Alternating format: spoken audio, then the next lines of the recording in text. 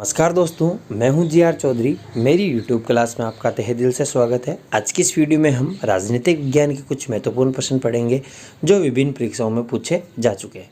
तो प्रथम क्वेश्चन है, संविधान में राज्य के नीति निर्देशक तत्वों को शामिल करने के पीछे क्या उद्देश्य है? तो हमारे संविधान में नीति निर्देशक तत्व है वो कौन से देश से लिए गए हैं? तो ये आयरलैंड देश से लिए गए हैं। तो अभी क्वेश्चन पूछा गया, संविधान में राज्य के नीति निर्देशक तत्वों को शामिल करने के पीछे क्या उद्देश्य है? तो इसका मुख्य उद्देश्य सामाजिक आर्थिक लोकतंत्र की स्थापना करना ही राज्य के नीति निर्देशक तत्वों का मुख्य उद्देश्य माना जाता है। ये क्वेश्चन भारतीय प्रशासनिक सेवा 2002 और रेलवे बोर्ड 2004 में पूछा जा चुका है। तो अगला क्वेश्चन है, समान कार्य के लिए समान वेतन भारत के संविधान में सुनिश्चित किया गया है कि एक राज्य के नीति निर्देशक सिद्धांत का ये क्या है? एक अंग है।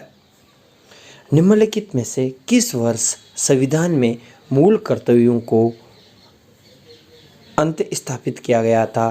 तो 1976 में मूल कर्तव्यों को स्थापित किया गया था। तो मूल कर्तव्य किस देश से लिए गए हैं? कमेंट बॉक्स में ज़रूर लिखें। अगला क्वेश्चन, राष्ट्रपति के चुनाव के लिए निर्वाचक मंडल में क्या क्या होते हैं? तो राष्ट्रपति के चुनाव के लिए निर्वाचक मंडल में कौन कौन होते हैं? तो संसद के दोनों सदन यानी लोकसभा और राज्यसभा तथा विधानसभाओं के निर्वाचित सदस्य, ये है वो राष्ट्रपति के चुनाव के निर्वाचक मंडल में शामिल होते हैं।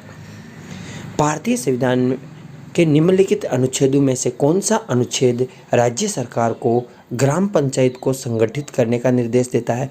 तो अनुच्छेद 40 ग्राम पंचायतों को संगठित करने का निर्देश, यानी राज्य सरकार को ग्राम पंचायत को संगठित करने का निर्देश देता है अनुच्छेद 40।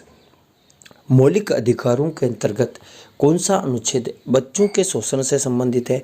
तो अनुच्छेद 24 है वो बच्चों के शोषण से संबंधित है। नागरिकता प्राप्त करने के लिए शर्त निर्धारित करने वाला सक्षम निकाय कौन सा है? तो संसद द्वारा नागरिकता प्राप्त करने के लिए वो नियम है वो निर्धारित किए जाते हैं। संविधान के प्रथम अनुच्छेद के अनुसार भारत क्या है? तो संविधान के प्रथम अनुच्छेद के अनुसार भारत राज्यों का संघ है, यानी राज्यों का समूह, यूनियन ऑफ स्टेट। भारत में बाहरी आक्रमण अथवा सशस्त्र विद्रोह के कारण भारत के राष्ट्रपति द्वारा राष्ट्रीय आपातकाल की घोषणा कौन से अनुच्छेद के अंतर्गत की जाती है? तो अनुच्छेद 352 के अंतर्गत बाहरी आक्रमण तथा सशस्त्र विद्रोह के कारण भारत का राष्ट्रपति है वो राष्ट्रीय आपातकाल लागू कर सकता है। भारत के संविधान की प्रस्तावना में समाजवादी और धर्मनिरपेक्ष शब्दों को किस संशोधन द्वारा जोड़ा गया? तो 42वें संविधान संशोधन द्वारा समाजवादी धर्मनिरपेक्ष शब्दों को भारत की प्रस्तावना में जोड़ा गया। भारतीय संविधान सभा में महिला सदस्यों की कुल संख्या कितनी थी? तो भारतीय संविधान सभा में महिला सदस्यों की कुल संख्या 15 थी। कितनी थी? 15। 6 वर्ष की आयु से 14 वर्ष की आयु के बीच सभी बच्चों को शिक्षा का अधिकार, ये क्या है? तो ये मूल अधिकार है। राष्ट्रपति को किस प्रकार हटाया जा सकता है? तो राष्ट्रपति को महाभियोग लगाकर हटाया जा सकता है। राष्ट्रपति द्वारा संसद के दोनों सदनों के लिए कुल कितने सदस्यों को नामित किया जा सकता है? तो राष्ट्रपति द्वारा संसद के दोनों सदस्य यानी राज्यसभा के लिए 12 और लोकसभा के लिए 2, एग्लो इंडियन समुदाय के 2 सदस्य होते हैं लोकसभा के लिए, तो कुल है वो 14 सदस्यों को नामित किया जा सकता है राष्ट्रपति द्वारा। 12 + 2 यानी 12 तो राज्यसभा से और 2 लोकसभा से, तो कितने हो गए? 14 सदस्यों को राष्ट्रपति नामित कर सकता है। यदि भारतीय उपराष्ट्रपति अपना त्यागपत्र करने का निर्णय लेता है तो वह अपना त्यागपत्र किसे संबोधित करके लिखेगा? तो भारत का उपराष्ट्रपति यदि अपना त्यागपत्र देता है तो वो राष्ट्रपति को संबोधित करके अपना त्यागपत्र देगा। लोकसभा और राज्यसभा में गणपूर्ति संख्या कितनी है?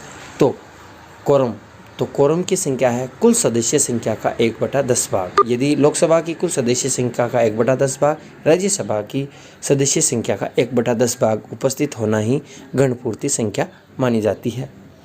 लोकसभा या विधानसभा के निर्वाचन में एक उम्मीदवार अपनी जमानत की राशि को खो देगा अगर उसे कुल वैध मतों का प्राप्त नहीं होगा, यानी कुल वैध मतों का 1/6 से यदि कम प्राप्त हो तो वो अपनी जमानत जब्त यानी जमानत की राशि है वो खो देगा।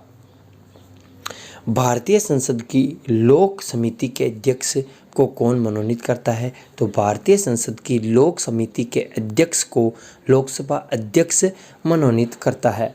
सर्वोच्च न्यायालय में न्यायाधीश नियुक्त होने के लिए व्यक्ति को कम से कम कितने वर्ष उच्च न्यायालय का एडवोकेट होना चाहिए? तो यदि सर्वोच्च न्यायालय में न्यायाधीश नियुक्त होना है तो किसी व्यक्ति को 10 वर्ष तक उच्च न्यायालय में एडवोकेट होने का अनुभव होना चाहिए। भारत में महिलाओं के लिए स्थान आरक्षित है, तो पंचायती राज संस्थानों में महिलाओं के लिए स्थान आरक्षित है। यदि वीडियो अच्छा लगा हो तो अपने दोस्तों के साथ ज़्यादा से ज़्यादा शेयर करें। Thanks for watching us.